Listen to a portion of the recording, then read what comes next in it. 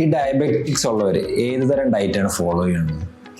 ശരിക്കും പറഞ്ഞാൽ ഒരു യൂണിവേഴ്സൽ ഡയറ്റ് ഒന്നും ഇല്ല. ഞങ്ങളുടെ അടുത്ത് വരുന്ന പേഷ്യൻസിനെ ഞങ്ങൾ ആദ്യം അനലൈസ് ചെയ്തു, അവരുടെ മെറ്റബോളിസം, അവരുടെ ലൈഫ് സ്റ്റൈല്.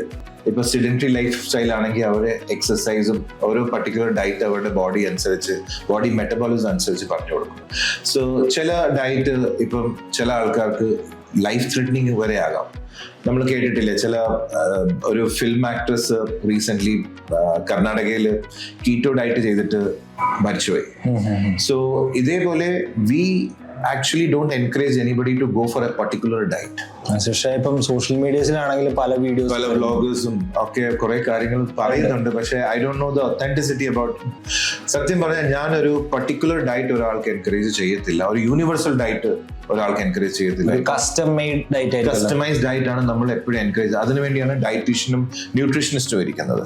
ഇപ്പൊ നമുക്ക് ന്യൂട്രീഷൻസ് ഒരു ഡയറ്റീഷ്യന്റെ അടുത്ത് പോകാൻ ടൈം ഇല്ലെങ്കിൽ at least low carb, high protein, high fibre diet ആണ് നമ്മൾ എൻകറേജ് ചെയ്യുന്നത്. അതേസമയം ഒത്തിരി extreme diet like keto diet, like ഒട്ടും കാർബ്സ് ഇല്ല. നമുക്ക് എല്ലാം വേണം ശരീരത്തില്. നമുക്ക് പ്രോട്ടീനും വേണം, ഫാറ്റും വേണം, കാർബ്സും വേണം, എല്ലാം വേണം. പക്ഷെ അതിന്റെ എമൗണ്ട് ഒന്ന് കാൽക്കുലേറ്റ് ചെയ്ത് കഴിക്കുന്നതാണ് ഏറ്റവും നല്ലത്.